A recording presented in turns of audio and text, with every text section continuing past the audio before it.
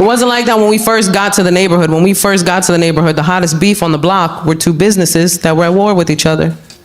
It was a health food store and a bagel shop. And the health food store started selling bagels. That's what I said. Here's the thing, they could have sold their bagels in secret. That would have been the respectable thing to do. But they put out a sign. Right, and the sign said, "We sell organic bagels." So the bagel shop put out a sign. And their sign said, "There's no such thing as organic bagels."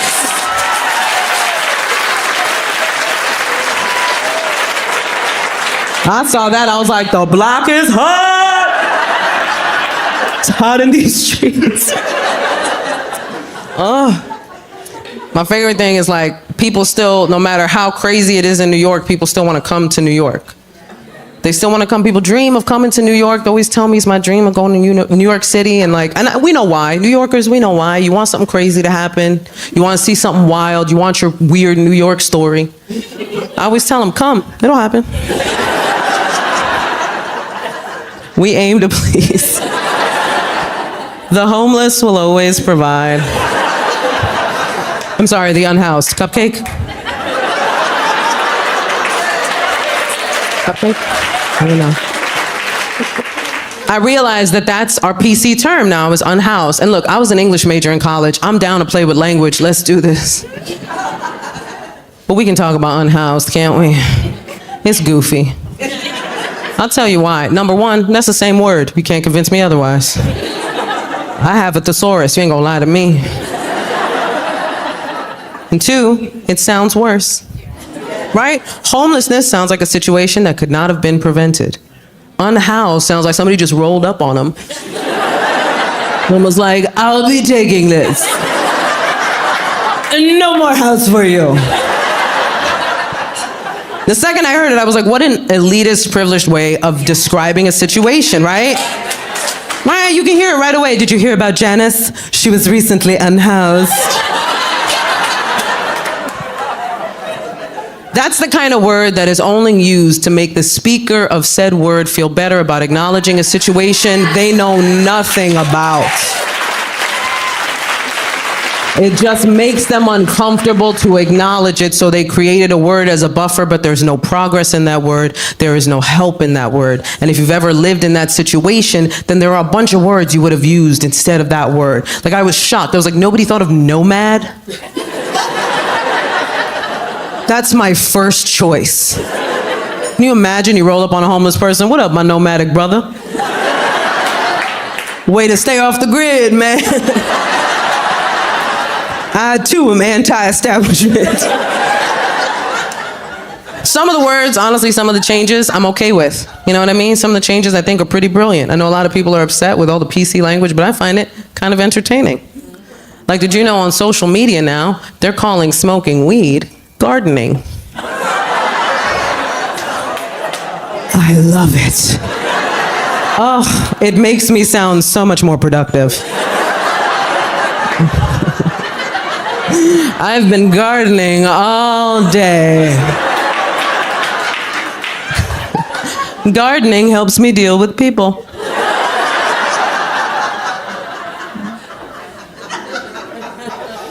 You know, it doesn't matter how crazy New York gets, it's still a vibe. It's still a city that has its energy. Man, when you think about it, even when COVID hit, we were the epicenter. Even COVID came through like, "Lo, New York is lit." COVID was like, if I can make it here, I can make it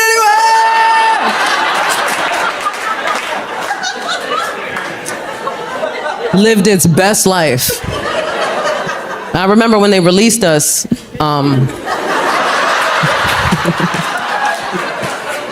from COVID captivity. We got rid of that 6 feet of personal space day one. Day one, it was gone, man. We couldn't wait. I know, because I got on the subway, and within 2 seconds, I had a guy this close.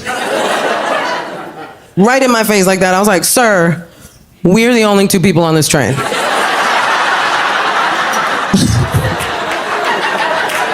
feel like there's a lot of options you're not taking. But where you trying to go? I thought he was lost for like a second.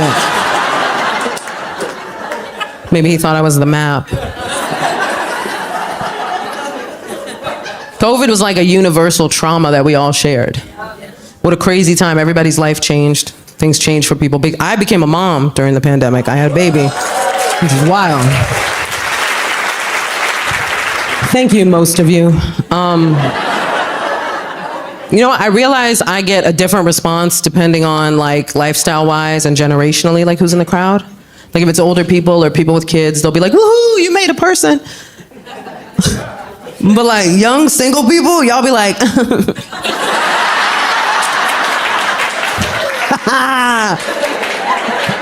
I see all your trauma come up to the surface. Like I said, I'm a mom, not your mom. I didn't do it. But I get it, because we're having different conversations now, right, about parenting. Right, we're getting into it, man. Parenting conversations are changing, and they should. We have some archaic views on parenting that I really think need changing. Like the belief that it makes or breaks you as a woman to have a baby. No, it doesn't. If you want to have a baby, have a baby. You don't want to have a baby, don't have a baby. It's nobody's business. It's ridiculous to think it's anybody's business but your own. But I will tell you this, anytime I've met a woman that doesn't want kids, that is the first thing she wants me to know about her. The second she finds out I'm a mom, she's like, I don't want kids. Cool, I wasn't offering. Just talking about my favorite subject, which is me, and then you interrupted me with some you, which I did not request for this. But I respect it. I respect it when a woman knows she doesn't want to have kids. I do. I think it's a good thing to know about yourself, and I think a lot of people would have been spared bad relationships with their mothers had they known they didn't know what they were doing or feel like they wanted to do it even in the first place. And I wish more people were that aware, right? Sometimes it's a bummer, I'm not gonna lie. Like I'll meet a person who's a really good human being and they don't want to have kids, and I'm like, damn, I really wish you did, because I wish there were more people like you. You know what I mean? And then sometimes people are like, I don't want to have kids, and I'm like, that's probably the best for everybody. I don't think you should have houseplants. Like, I don't know if you know how to love, bro. We're having these different conversations that I feel like are so important, because we're talking about things that definitely people that grew up in certain generations never heard of, right? Like we're talking about toxic parenting, right? We never heard that growing up. And let me tell you something, like I said, I'm Puerto Rican. I guarantee you nobody's cornered the market on toxic parenting like Latino parents. Man, oh, look at us trauma bonding. It hurts so bueno, doesn't it? I'm telling you, man, we put the tra in trauma. That was us. It was all us. Just Alma, we spiced it up. That's why we have to talk about stuff like toxic parenting, because a lot of us didn't even realize we had toxic parents until we looked over our childhoods with today's guidelines. I thought I was safe. I was like, nah, I love my parents love me. What's that? Yeah, they hit me. Every day. But only when I was doing kid stuff. Let me see that list real quick. Let me look real quick. Saw all the information they know now about raising kids, and I was like, oh no! I need so much therapy. Like, that's wild. I hope there's a punch card. Trying to explain therapy to Latino parents. Look at that, look at that. Look at that. That hit you right in the trauma, right there. Like, whoop. Man, I was like, I cannot sana away depression.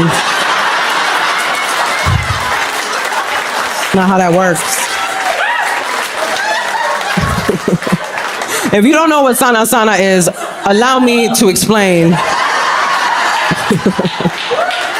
For those that don't know, Latinos have this thing that we say when like little kids get hurt. It's a little rhyme, make them feel better, you know what I mean? Sana, sana, colita de rana. Si no sanas hoy, sanarás mañana. You're all healed.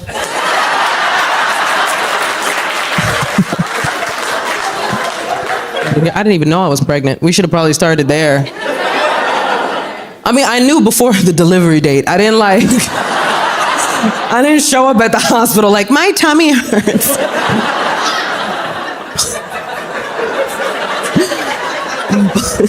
But I didn't know for a while. I'm gonna be real with y'all. I didn't know for a while. And then people are like, how did you not know? Well, that's what happens when your weight fluctuates. Nobody talks about this. But my weight went up and I was like, oh, I'm fat again. Like, I wasn't mad about it. I was like, who's thick? You thick? Ow. Like, I was like, my thighs got bigger. I was like, I'm about to change some lives. And then I went to a doctor and he was like, nah, that's a person. Like, what's wrong with you? It's a whole baby. I was like, that's a foot? I thought that was gas. That's wild. You sure? Check again. I ate some cheese earlier. You might see a block of brie. That looks like a foot. But it was a whole baby. Freaked out, I'm not gonna lie. But as soon as I saw that first ultrasound, I was sold. That was it, I was sold, man. And I had a great pregnancy. I had no complications, no morning sickness. And all my girlfriends who had kids were like, must be nice. I was like, it was. I can't help it if I'm God's favorite, man. Pick a God, any God. I'm a favorite across the board, man. I thought about it, but I'm also a person that has anxiety. So if you have anxiety, you know you're gonna spiral no matter what. And when things go good, you're just waiting for something bad to happen. Anxiety is a terrible trap that we get caught up in. Because here I was having the most beautiful pregnancy and all I kept thinking was something's gonna go wrong, something's gonna go wrong. And sure enough, I thought of something. Because you think hard enough, you're gonna create a problem. And right away I was like, oh, I know what it is. I didn't know I was pregnant for a while. And I'm a weed smoker. And I was like, maybe my baby's a little too relaxed.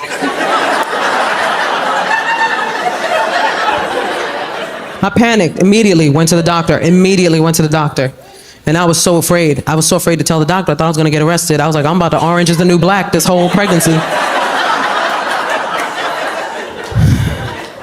I was ready to get locked up. I told the doctor, I was like, hey doc, I don't know how to tell you this, but I didn't know I was pregnant for a while, and I'm a weed smoker. And he was like, me too, what are we talking about right now?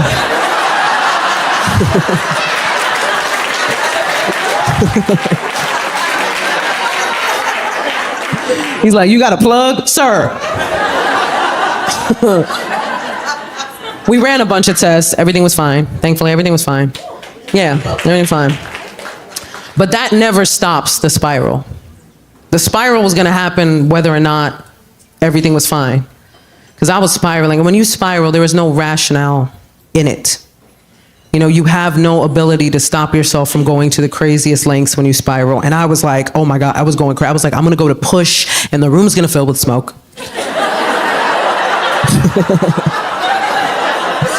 Just like a Snoop Dogg video. My son comes out like 1, 2, 3. Oh, that was a silly one, but we all went with it.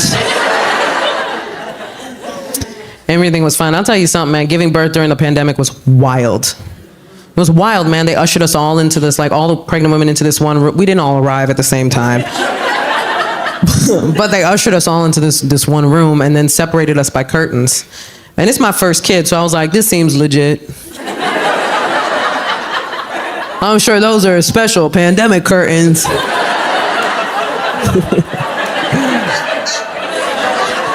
My favorite thing is people still, no matter how crazy it is in New York, people still want to come to New York.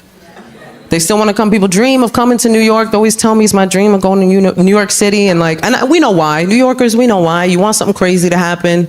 You want to see something wild. You want your weird New York story. I always tell them, come. It'll happen. We aim to please. The homeless will always provide. I'm sorry, the unhoused. Cupcake? Cupcake? I don't know. I realized that that's our PC term now, is unhoused. And look, I was an English major in college. I'm down to play with language. Let's do this. But we can talk about unhoused, can't we? It's goofy. I'll tell you why. Number one, that's the same word. You can't convince me otherwise. I have a thesaurus. You ain't gonna lie to me. And two, it sounds worse. Right? Homelessness sounds like a situation that could not have been prevented. Unhoused sounds like somebody just rolled up on them and was like, I'll be taking this. No more house for you. The second I heard it, I was like, what an elitist, privileged way of describing a situation, right? Right, you can hear it right away. Did you hear about Janice? She was recently unhoused. That's the kind of word that is only used to make the speaker of said word feel better about acknowledging a situation they know nothing about. It just makes them uncomfortable to acknowledge it, so they created a word as a buffer, but there's no progress in that word. There is no help in that word. And if you've ever lived in that situation, then there are a bunch of words you would have used instead of that word. Like, I was shocked. I was like, nobody thought of nomad? That's my first choice. Can you imagine you roll up on a homeless person? What up, my nomadic brother? Way to stay off the grid, man. I, too, am anti-establishment. Some of the words, honestly, some of the changes, I'm okay with. You know what I mean? Some of the changes I think are pretty brilliant. I know a lot of people are upset with all the PC language, but I find it kind of entertaining. Like, did you know on social media now, they're calling smoking weed gardening? I love it. Oh, it makes me sound so much more productive. I've been gardening all day. Gardening helps me deal with people.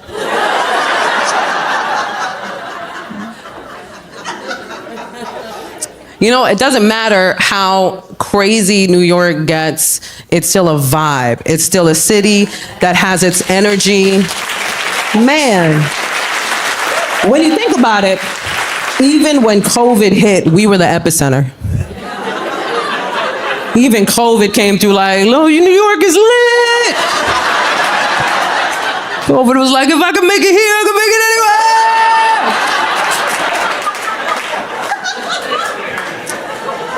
anywhere. Lived its best life.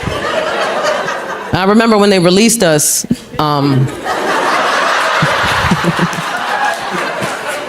from COVID captivity. We got rid of that 6 feet of personal space day one. Day one, it was gone, man. We couldn't wait. I know, because I got on the subway, and within 2 seconds, I had a guy this close. Right in my face like that. I was like, sir, we're the only 2 people on this train.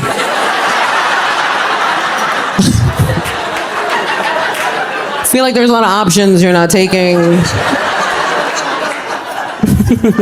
But where you trying to go? I thought he was lost for like a second. Maybe he thought I was the map. COVID was like a universal trauma that we all shared.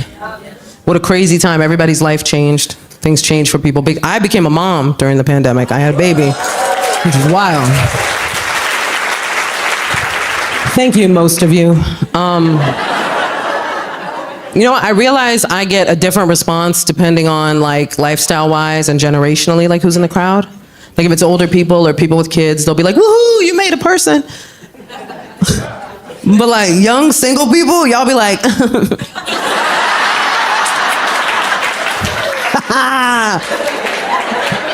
I see all your trauma come up to the surface. I'm like, I said, I'm a mom, not your mom. I didn't do it. But outside of here, not so rosy, ladies and gentlemen. Ladies, we still have big strides to make. You ready for this? Girlfriend of mine just got a new job. First question the new boss asked her was if she could make a good cup of coffee. Yeah, she stormed right out of that Starbucks. So here we are, funny women of a certain age. Well, I'll get specific with you.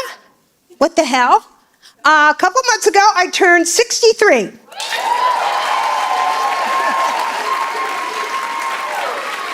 Thank you. Yeah, it's so funny. My agent came to my show last week, and afterwards he's like, "Why are you telling people in the audience how old you are?" And I'm like, because it gets applause. Yeah, getting older. It's a bitch. You know what the worst part is? You ever have to enter your age online? Sit there scrolling. Scrolling.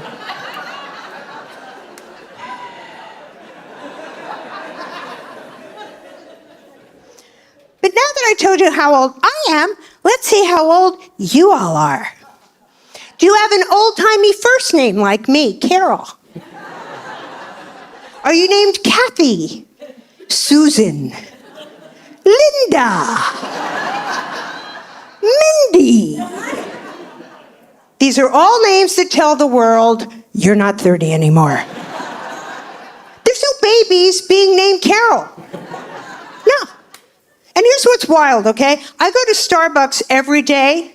I cannot tell you how many times when the baristas ask my name and I've said Carol, they've asked me, with a C or a K? With a C or a K. Yeah, it's actually with a hard Q. Yeah, like in Qatar.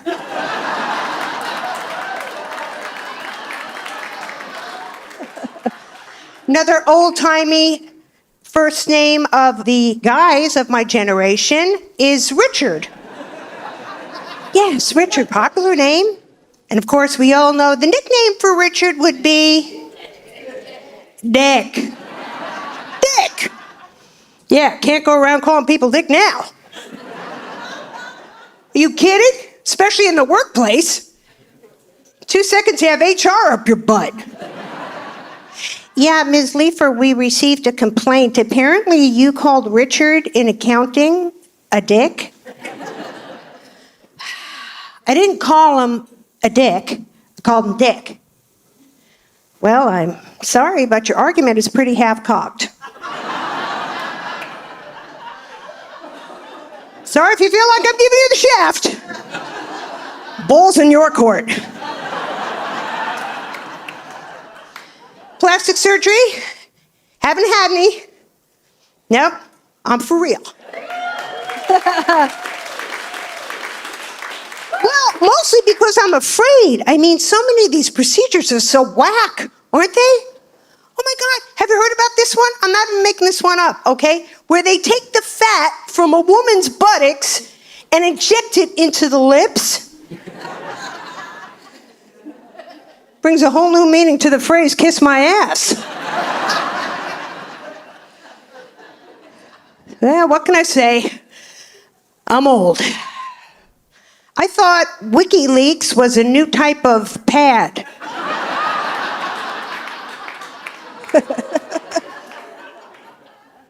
You know what I am totally obsessed with, though? You know that life alert button?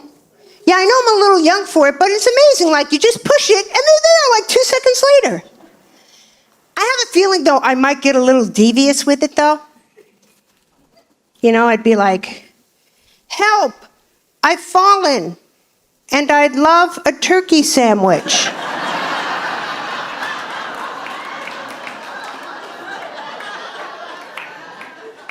But I like to think I'm still pretty hip, pretty happening with the young people.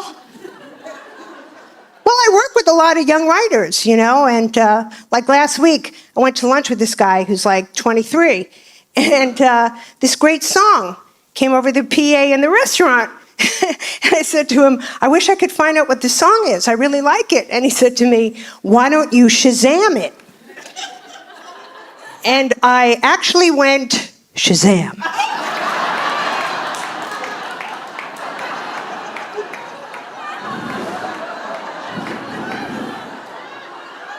But I'll tell you one thing I love about getting older. Oh, I do.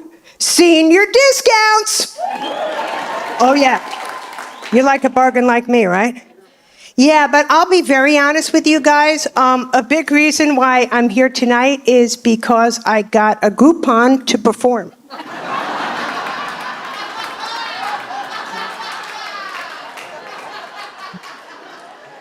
But it's a different different world than when I was growing up.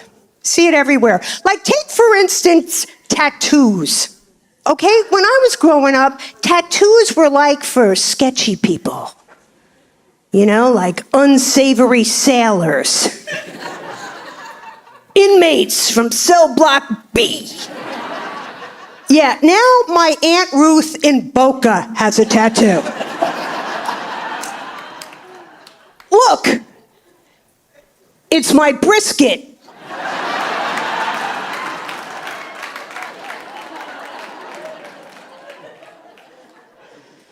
Technology, isn't it amazing how far we've come? You know, my mom is gone now, but I think of her all the time. You know what invention my mom would have flipped for?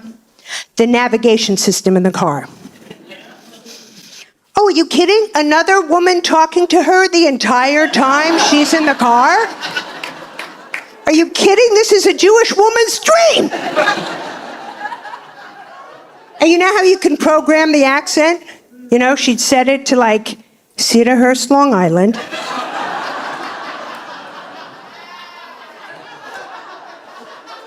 All right, I'm gonna put you on the Long Island Expressway now. No, you know what? No, I'm not going to. No, and you know why? They drive like maniacs on that LIA. Like maniacs. You get on there, you take your life in your hands. No, we're doing surface streets. We're doing surface streets only. Are you hungry?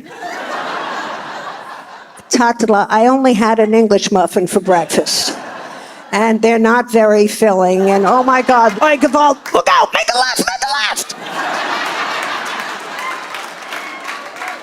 And that's what we call GPS. You've been terrific! Thank you so much! Thank you!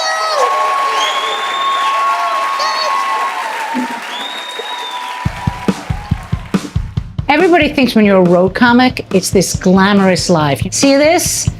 This is what it's like to be a road comic. Okay, this is the green room. And where they put you up is a comedy condo, which is a broken down one-bedroom apartment that you have to share with 3 other male comics. And the #1 rule in comedy condo etiquette, you never eat the mayonnaise. Why? Someone's put his dick in it.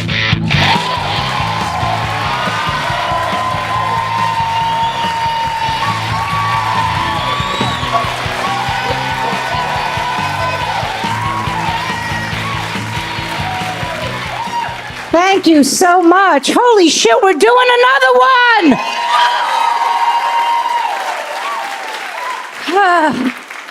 So I recently turned 61. A lot of young people want to know what it's like being in your 60s. So basically, this is it. There's a lot of moaning. But it's not from sex. Let me explain what I mean. So last weekend, I was at my sister's house for a barbecue, right? So I said I'd help clean up. So I'm in the kitchen, her and her husband in the living room. I'm doing the dishes. All of a sudden, I hear this. Oh. And I'm doing the dishes going, are they fucking in the living room? I walked in. They were trying to get off the couch.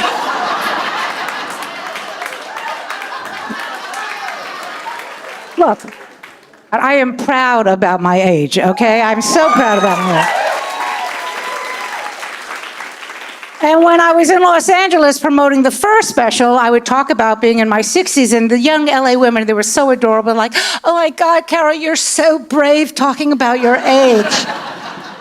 I'm like, I don't go into burning buildings, I tell dick jokes for a living, okay? Calm down, calm down. And this one young girl, this one LA girl, she was like, Carol, I know you don't like plastic surgery, but I gotta tell you about this new thing that they're doing in LA. It's called vaginal rejuvenation. Have you heard about this? I know, look at the look of you, like, what? No, listen what this is. It's plastic surgery for your vagina to make it look younger. Now, we have all seen bad facelifts, right? What's a bad facelift? If you get a bad doctor for down there, what's it gonna look like?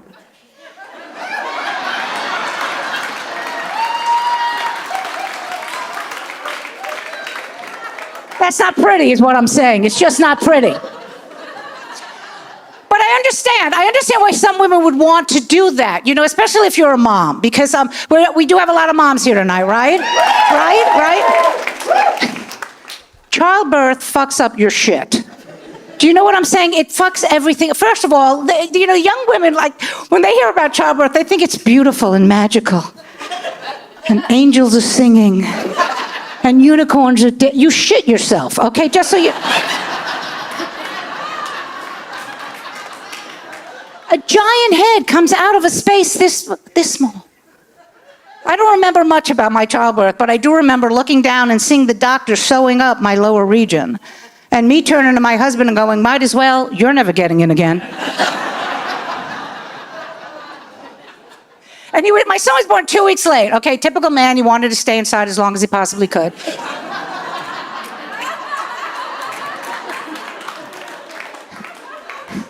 And that little shit would not come out of me, okay? So I called my doctor, right? It was a Friday afternoon. I'll never forget this. I said, please, can I come in? Please induce me. He goes, Carol, I'm golfing this weekend. I'll induce you on Monday. But over the weekend, try to induce your baby yourself. This is actually a medical procedure. It's called natural induction. You have to make love a lot, have nipple stimulation, and take a lot of long walks. My husband hears this, and he goes, so let me get this straight. I get to fuck you, play with your tits, and tell you to go take a hike? I could do that.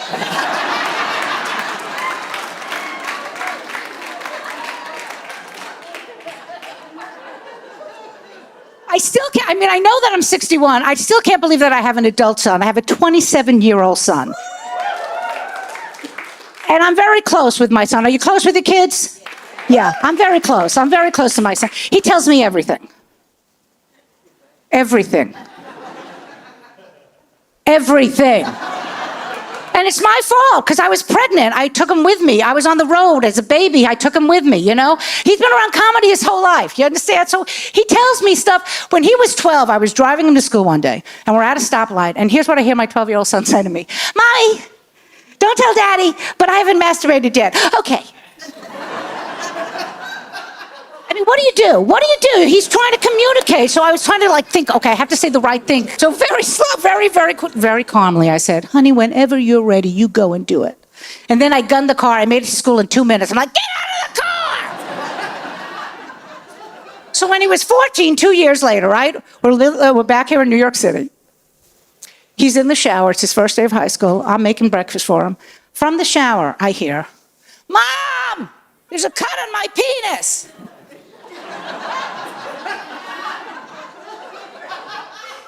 And in my head, I'm thinking, do you ever talk to your fucking father?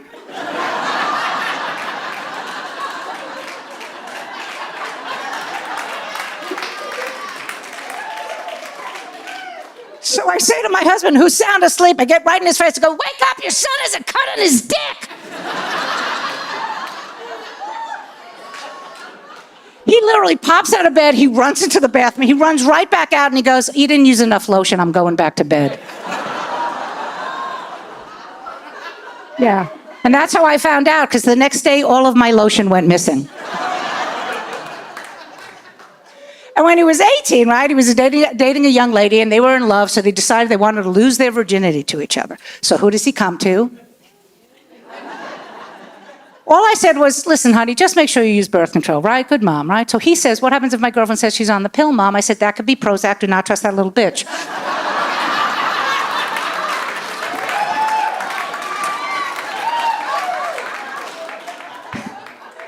So I once again went to my husband and said, go get him condoms. Now, there are reasonable men in this group. Most reasonable men would get their son a 3-pack. My husband bought him a box of 40 fucking condoms.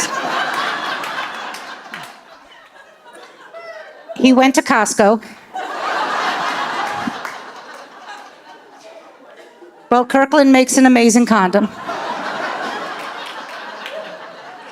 Thank you, Costco shoppers. I bought him a case of Gatorade, didn't want him to get dehydrated. But here's the best part. Here's how he told me. You would have thought he would have called me, right? He texted me. Here's the text. I'm a man now. So I texted him back, that is great, honey. I'm going to go fuck daddy. Love you.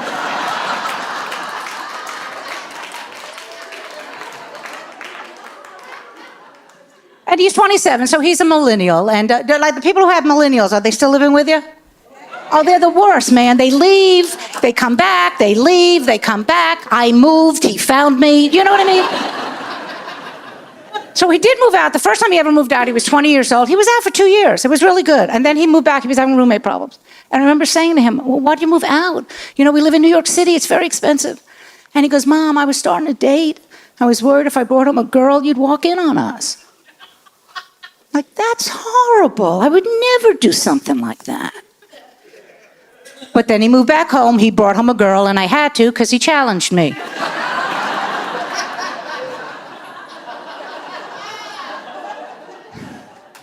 And it was a Saturday night, and the subway wasn't running because the girlfriend lived in Brooklyn, because that's where they all fucking live. And I said to him, I said, I said to the girl, I said, look, it's late, don't take an Uber, just stay over, I'll see you tomorrow, everything will be fine, right? And then I waited. About 2 hours. And then I just burst into his room. Oh, you're doing it all wrong, lift her up, lift her up!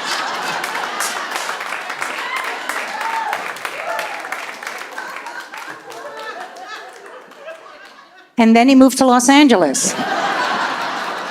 Thank you so much, everybody. I love you. Thank you. Thank you so much.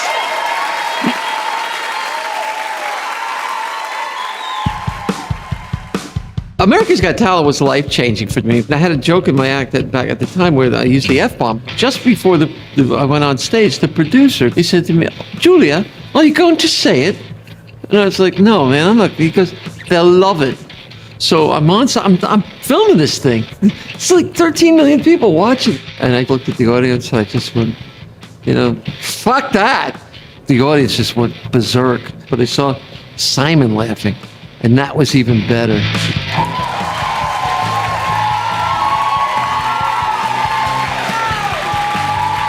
Oh my God, look at this place. Whoa, man. Wow, look at this, fantastic. So nice to see so many people here that I don't know, and it's good to... So I'm gonna start, telling you, I turned 65. Please, that just means I didn't die from last year, And I am what's officially known as the golden years. I'm in those now. And I don't know who named these things, but that's the stupidest name I've ever heard in my life. Golden years. Let me tell you something. I was standing in front of the mirror naked this morning. And if these are the golden years, the price of gold just collapsed.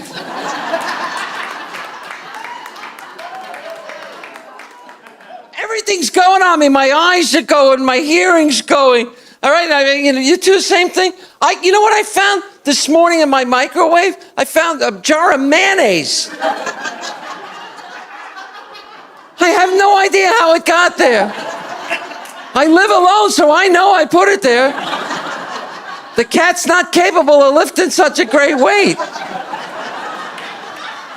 Oh my God, I'm telling you, I've reached this point where, I don't even know if I should say this, but there are some days when I just smell funny.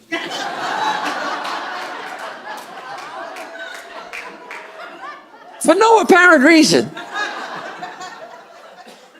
I've had a lot of health problems this year. I've had more body parts moved around this year. I'm starting to feel like Mrs. Potato Head.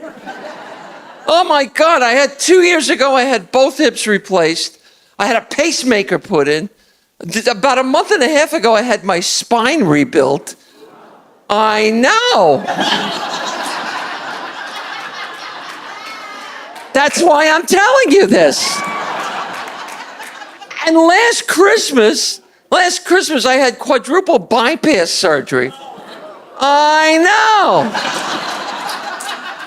That was my Christmas present. All I asked for in this was I wanted a puppy. That was it. My doctor says now, with all my new parts, I could live to be 100. I'm like, get the hell out of here. You do that, I'll sue you for malpractice, you bastard. Have you ever seen 100-year-old people? They're friggin' creepy. Oh my God, they always have them on the Today Show in the morning. Right? They wheel him out. Poor bastard doesn't even know where he's at. He's looking around like, is this Iwo Jima?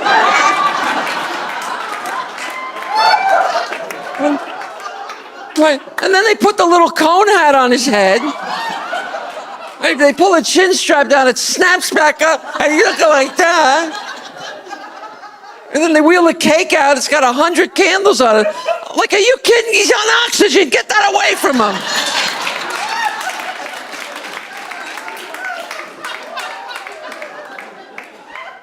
And the gifts, the gifts suck when you get older, right? Right? You know what, my birthday gifts, you know what I got? Slippers and a jigsaw puzzle. Right? And I'm supposed to get excited about this. I'm like, oh, look, it's a 5,000-piece puzzle. And it says here on the box it's 80% sky.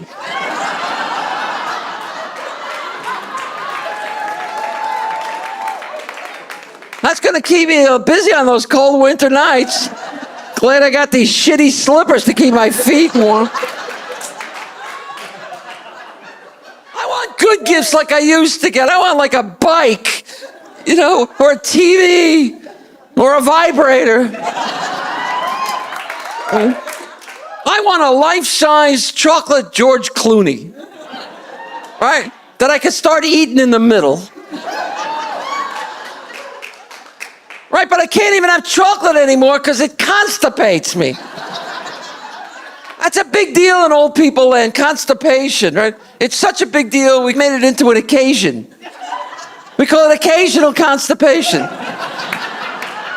It's like a friggin' holiday now. Oh my God, Constipation Day's coming, Constipation Day's coming. I can't believe Walmart put up the Constipation Day decorations already. It's only September. Are you going to the big Constipation Day parade? No, I'm not moving. Neither is the parade. So, I feel, I've been feeling out of touch lately too. The older I get, especially around young people, I want to, like, you're so young. I mean, I want to be hip, like, so that you like me.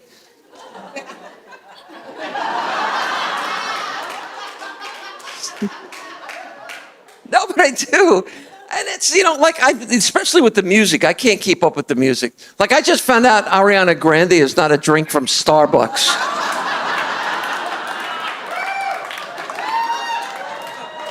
Right? I swear to God, I can't even watch the History Channel anymore. I can't. I just sit there all day going, I remember that.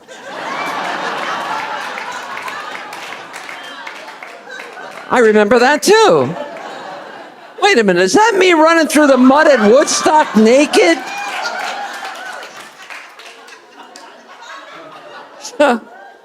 And the world's gotten really weird, man. It's a frightening world. We're all afraid of marauders now, banditos. They're everywhere. Now they got this thing called the See Something, Say Something hotline. Are you familiar with this? Yeah. If you don't know about it, what it is if you see something suspicious, you're supposed to call it in. It's Big Brother. Right? Anybody know the phone number for the See Something? No.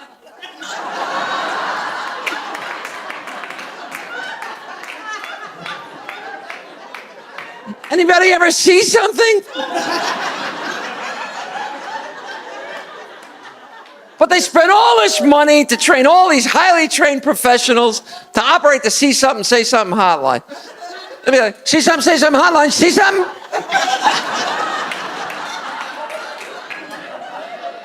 Hi, I'm a long-time listener, first-time caller.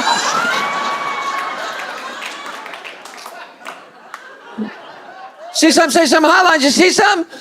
Hi, it's my girl's birthday, can you play Freebird? It's like... See, the thing of it is, if you actually ever see something, you're gonna know it. You're gonna know it right away. Like if you ever see, say, I don't know, a coyote. Right, walking down the street on its hind legs, and it's carrying a box of dynamite.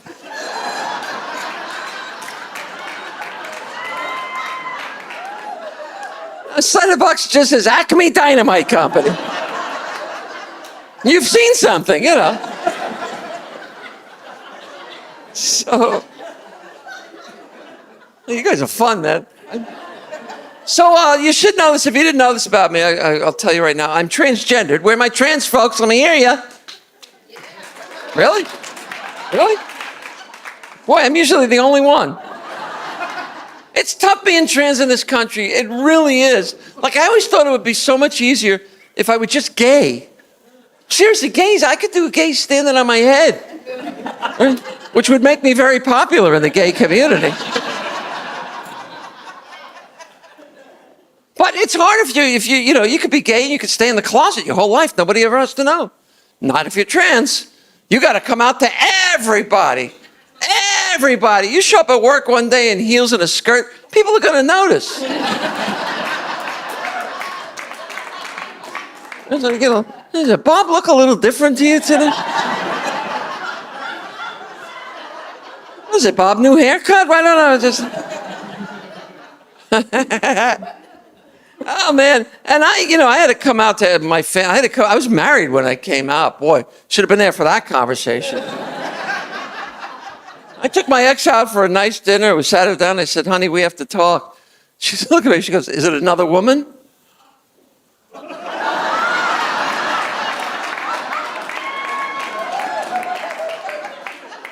Kinda, yeah. She's like, "Is she prettier than me?" I go, "Yep." All my female friends were so welcoming. They took me right in under the way. Men, not so much. They freaked out. My friends are like, "Oh my God, he's cutting it off. You're cutting it off. He's cutting it off." That's what they thought. Yeah, I'm cutting it off. They have like a penis guillotine set up from there. I'm flying over to 17th century France. There'll be a guy there with a pencil-thin mustache, a beret, and a cigarette. He's like, "Are you ready to get the pee-pee cut off?" Okay, move the pee-pee closer, move the pee-pee closer, move the pee-pee. And voila! You are a woman now. Da, da, da, da, da, da, da, da, da, da, da.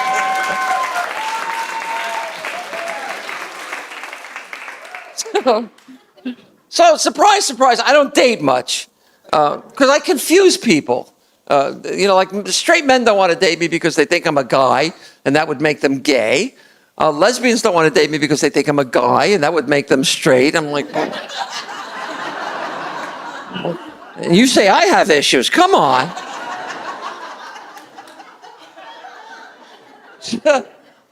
Some people have suggested that I try one of these dating websites. Well, all these websites act the same way, right? They make you fill out a questionnaire, right? And they try to match you up with what you have in common with another person, right? You're all smart people. You don't need a website to tell you if you have something in common.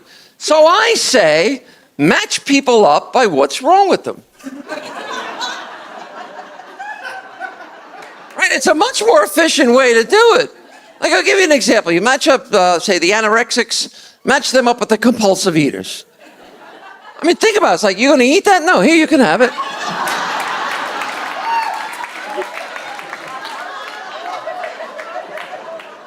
I love you. I love you.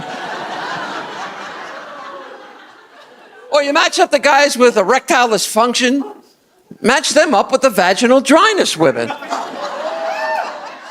My thing was like, you feel like doing it tonight? Well, I do, but I can't. Neither can I. I love you. I love you. Right? Or you match up the people with that sleep apnea, the ones got to wear that gas mask to bed. Match them up with the restless leg people. This way, if they stop breathing in the middle of the night,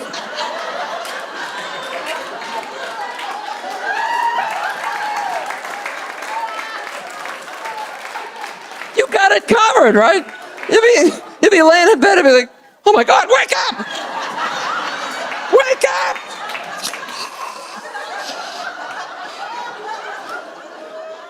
I love you. I love you. And I love you. Thank you all so much.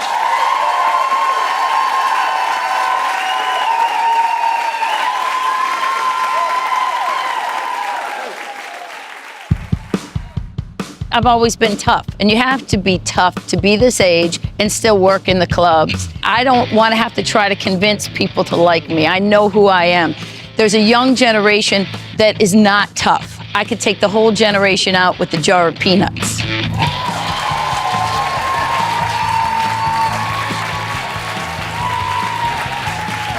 Whoa. Hey. Well, thank you. It's nice to see people actually laughing now.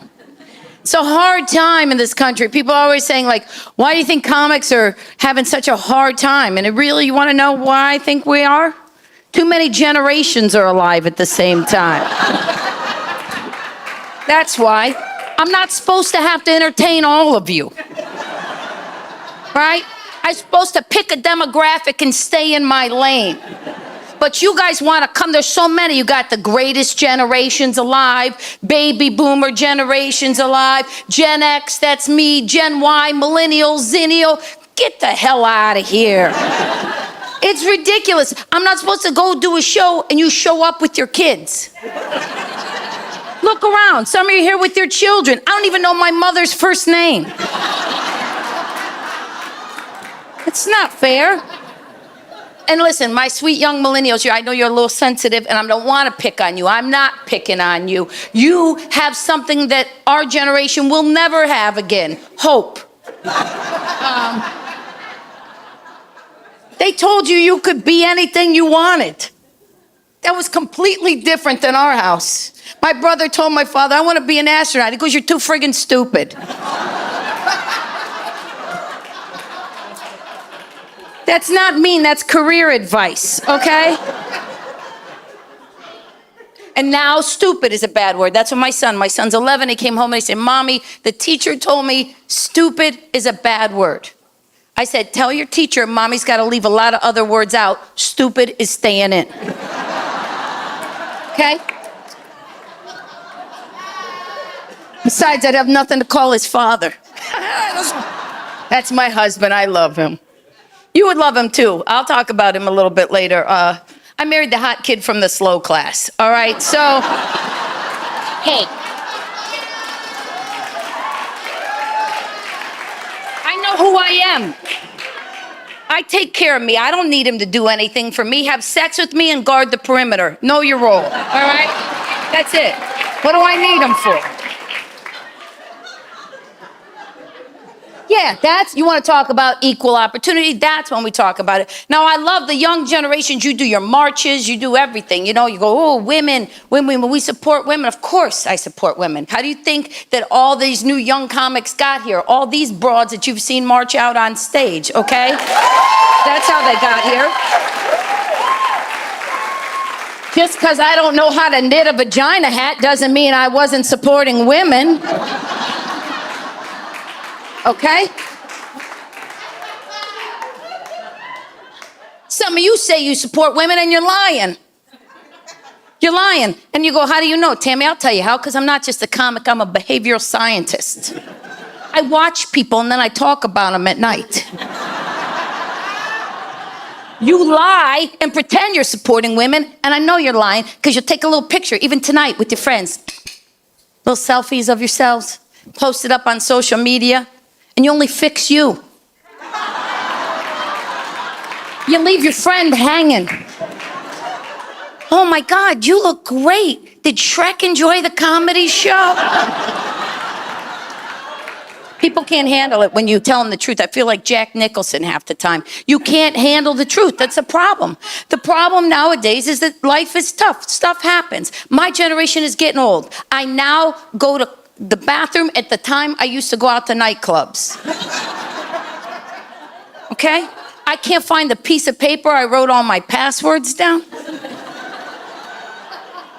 But I did write them in cursive, so there's that. There's that. You might want to be nice to an old person if you want to read the Declaration of Independence. Figure out what you're outraged about. You think I care? I know who I am. You have to know who you are. You understand?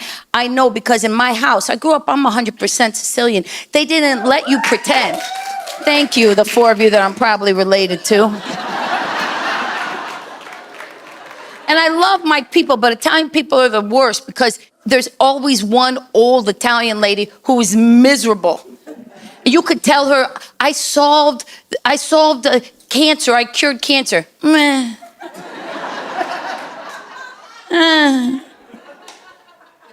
That was my grandfather, now he was my best friend. The day before I got married, my grandfather showed up. I opened up the door, he goes, hey, Tam, today is the best day of your life. I said, but Pop, I get married tomorrow. He goes, I know, today is the best day.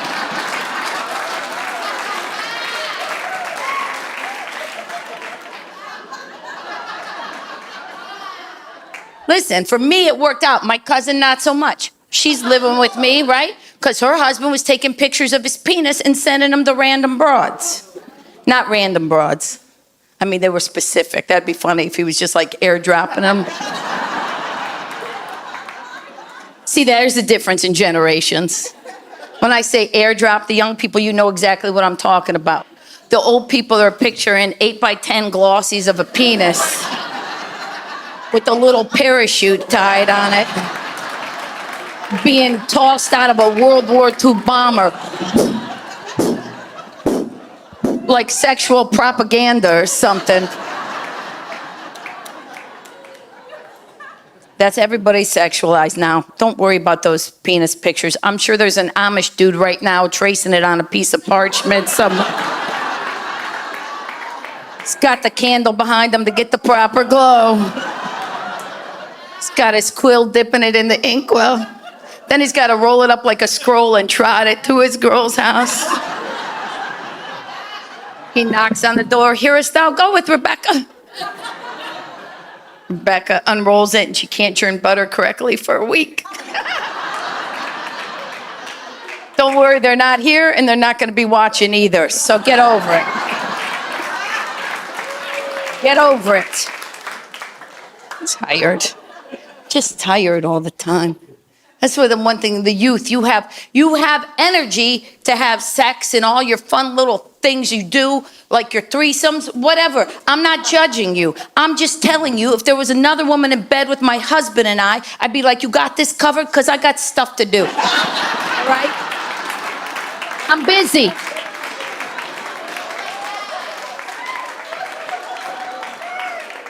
Make me a sandwich before you leave too, all right? Because I am not gluten-free. I don't know when all that stuff happened. Gluten, peanut allergies. And stop yourself. I know peanut allergies are real. I know it's a real thing. My brother had a peanut allergy in the 80s, okay? Back in the 80s, you know what my parents did? Nothing. Not a damn thing. They're like, you want that Snickers or not? So what if you swell? You don't go to school till Monday. You think they would have spent $800 on an EpiPen when it only cost $400 to have a new baby at the hospital? Do the math. The old math, not this new stupid math that they try to tell you.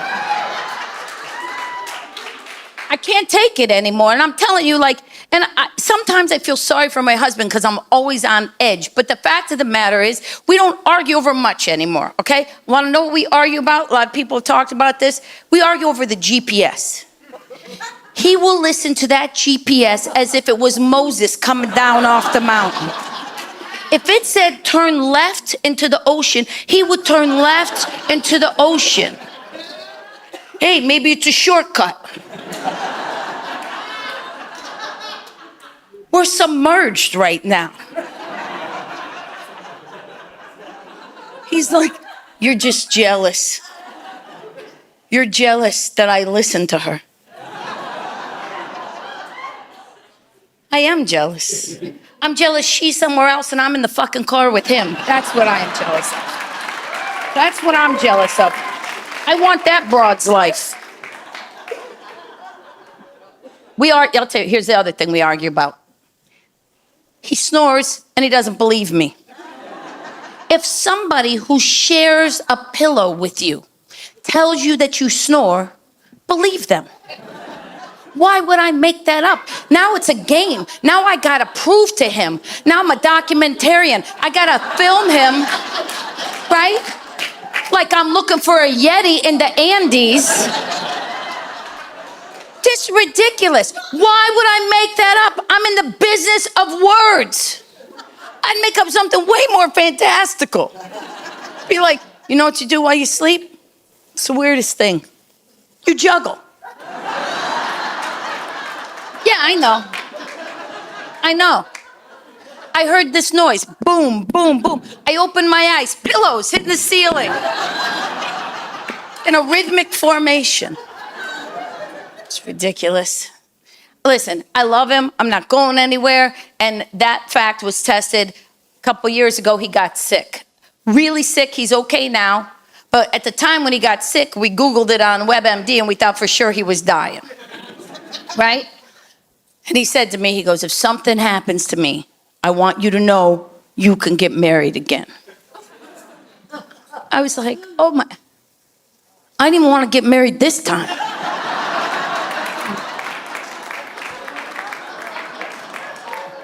What are the odds I get knocked up at this age?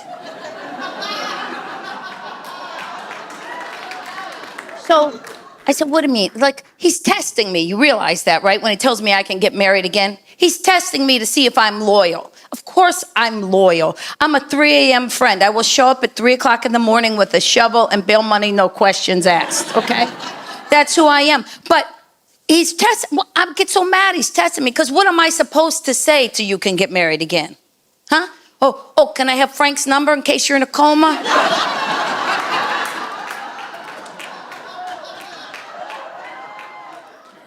So I gave him the answer that I knew he needed, all right? Because that's who I am. I love this man. This is the light of my life. I told him, I said, listen, no matter what happens to you, as long as I walk this earth, there will never be another man who gets to call me his wife.